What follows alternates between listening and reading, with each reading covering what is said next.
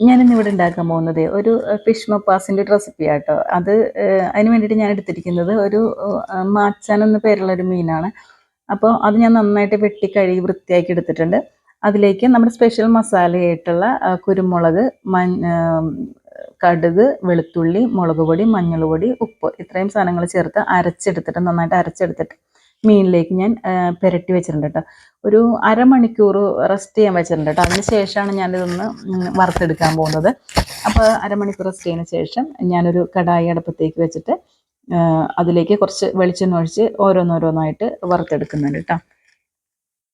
ഇത് ഞാൻ ആകെ 2 മീനേ വാങ്ങിച്ചിട്ടുള്ളൂ. കാരണം ഞാൻ ഹസ്ബൻഡും മാത്രമല്ലേ ഉള്ളൂ. അപ്പോൾ ഞങ്ങൾക്ക് ഓരോന്നും മതിയല്ലോ. അങ്ങനെ അതുകൊണ്ട് 2 മീനേ വാങ്ങിച്ചിട്ടുള്ളൂ. ഈ 2 മീനും ഓരോന്നോരോന്നായിട്ട് വറുത്തെടുക്കണം. രണ്ടും കൂടി ഒന്നിച്ച് വെച്ചിട്ടുണ്ടെങ്കിൽ അതിങ്ങനെ തിങ്ങി പൊടിഞ്ഞു പോയാലാന്ന് ഓർത്താൽ ഒരു ഭംഗി പോകുമല്ലോ. അപ്പോൾ അതുകൊണ്ട് ഞാൻ ഓരോന്നോരോന്നായിട്ടാണ് വറുത്തെടുക്കുന്നത്. അപ്പോൾ അങ്ങനെ നമുക്ക് ഓരോന്നായിട്ട് വറുത്തെടുക്കാം. ഈ മീനുണ്ടല്ലോ നമുക്ക് നമ്മുടെ ആരെങ്കിലും വീട്ടിൽ ഗസ്റ്റൊക്കെ വരുമ്പോൾ നമുക്ക് സെർവ് ചെയ്യാൻ പറ്റിയ മീനാണ് കേട്ടോ. നല്ല ടേസ്റ്റുമാണ്, കാണാനും നല്ല ഭംഗിയാണ്. ചുമ്മാ വറുത്തിട്ട് പ്ലേറ്റിൽ സെറ്റ് ചെയ്തിട്ട് തക്കാളിയും സവാളയും കൂടി മാത്രം വെച്ചാലും നല്ല ഭംഗിയുമായിരിക്കും, ടേസ്റ്റുമാണ്. പിന്നെ ഞാനിപ്പോൾ ഒരു മപ്പാസിൻ്റെ റെസിപ്പി ആയതുകൊണ്ട് ഞാൻ കുറച്ച് തേങ്ങാപ്പാലൊക്കെ ചേർത്ത് ചെയ്യാമെന്ന് വിചാരിക്കണം. അതിന് വേണ്ടിയിട്ട് ഞാനിവിടെ സവാള, തക്കാളി, പച്ചമുളക്, ഇഞ്ചിയാണ് എടുത്തിരിക്കുന്നത്.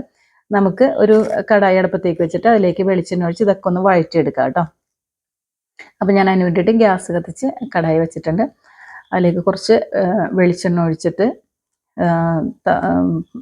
സവാളയും പച്ചമുളകും ഇഞ്ചിയും കൂടി ഒന്ന് വഴറ്റിയെടുക്കണം. അതിലേക്ക് മുളക് പൊടി, മഞ്ഞൾ പൊടി, കുരുമുളക് പൊടി, ഉപ്പ്, കുറച്ച് മല്ലിപ്പൊടി ഇത്രയൊക്കെ ചേർത്ത് അതും കൂടി ചേർത്ത് അത് പച്ചമണം മാറിയതിന് ശേഷം തക്കാളിയും കൂടി ചേർത്ത് ഒന്ന് വഴറ്റുന്നുണ്ട് കേട്ടോ. ഞാനിത് വീഡിയോ ഇത്തിരി സ്പീഡായി പോയത് കൊണ്ടാണ്. വഴറ്റിയതിന് ശേഷമാണ് ഞാൻ തേങ്ങാപ്പാൽ ഒഴിക്കുന്നത്. കുറച്ച് കറിവേപ്പിലയും കൂടി ഒഴിച്ചിട്ടുണ്ട്. അതിലേക്ക് ഞാൻ 2 സ്പൂൺ വിനാഗിരിയും കൂടി ചേർത്തിട്ടുണ്ട്, ചെറിയൊരു പുളിക്ക് വേണ്ടിയിട്ട്. അതാണ് ഒരു ടേസ്റ്റ് തോന്നിയിരിക്കുന്നത്. അപ്പോൾ അതിലേക്ക് അത് കഴിഞ്ഞിട്ട് ഞാൻ പട്ടയും ഏലക്കയും മാത്രം ഒന്ന് ചതച്ചെടുത്തിട്ട് അതും കൂടി ഇടണം. അതിൻ്റെ ഒരു ഫ്ലേവർ ഒരു പ്രത്യേക ടേസ്റ്റാണ് കേട്ടോ.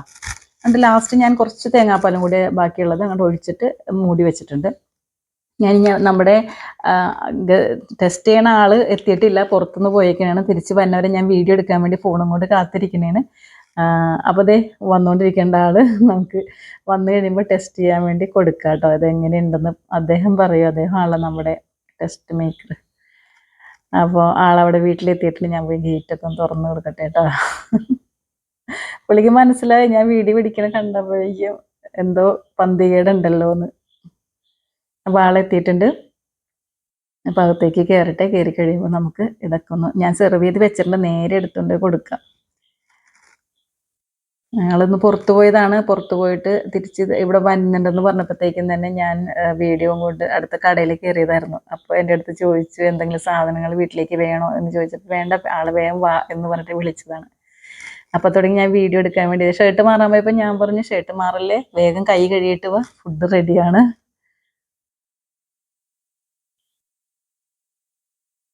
എന്തായാലും സപ്പോർട്ട് ചെയ്യുമെന്ന് എനിക്കറിയാം. അപ്പോൾ നിങ്ങൾക്കും ഈ വീഡിയോ ഇഷ്ടപ്പെട്ടെന്ന് വിചാരിക്കുന്നു. വീഡിയോ ഇഷ്ടപ്പെട്ട സപ്പോർട്ട് ചെയ്യണം, ലൈക്ക് ചെയ്യണം, കമൻറ്റ് ചെയ്യണം, ഷെയർ ചെയ്യണം, പിന്നെ ഒന്ന് സബ്സ്ക്രൈബും കൂടി ചെയ്തേക്കണേ.